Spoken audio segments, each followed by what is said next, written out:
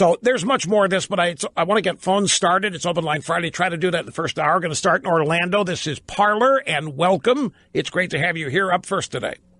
Hey, Rush, thanks very much. I know you got a lot of callers, so I just want to get a point out, and that is that with those job numbers that you just quoted in the first hour of your show, can you imagine, and can the country imagine, how much more phenomenal those numbers would be, as great as they already are, if the country was united?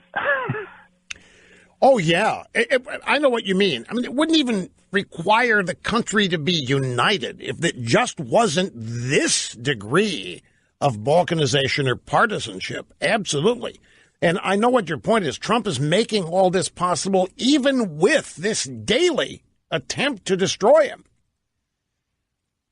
And I know it would be.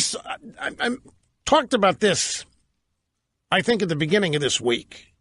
You know, after hearing and reading a little bit about stuff said at the Academy Awards, it just when you get past the partisanship of all this and the study, the anger of it, what you're left with is just sadness over what's happening to our country, and that way too many people who live here don't like this country. Some of them have an active hatred for it. It's sad.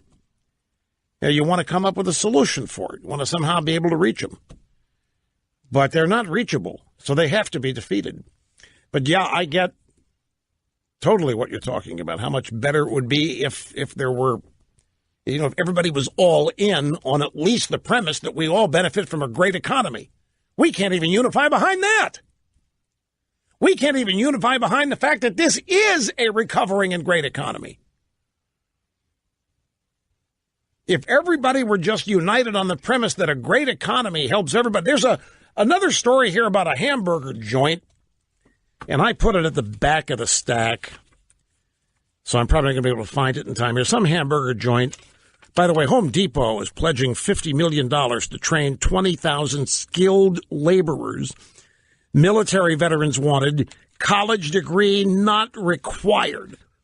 Red Robin is a popular burger chain. They are cutting 570 jobs in this economy. So I read the headline. I said, what's this all about? I said, it has to be minimum wage. I read, it is. They're cutting 570 jobs because of an arbitrary mandatory minimum wage. It has nothing to do with current economic circumstance. They can't afford it. So rather than it resulting in people getting a raise, it's resulting in 570 of them losing their jobs. And that's because of the liberal view or definition of what makes a good economy. It just stinks.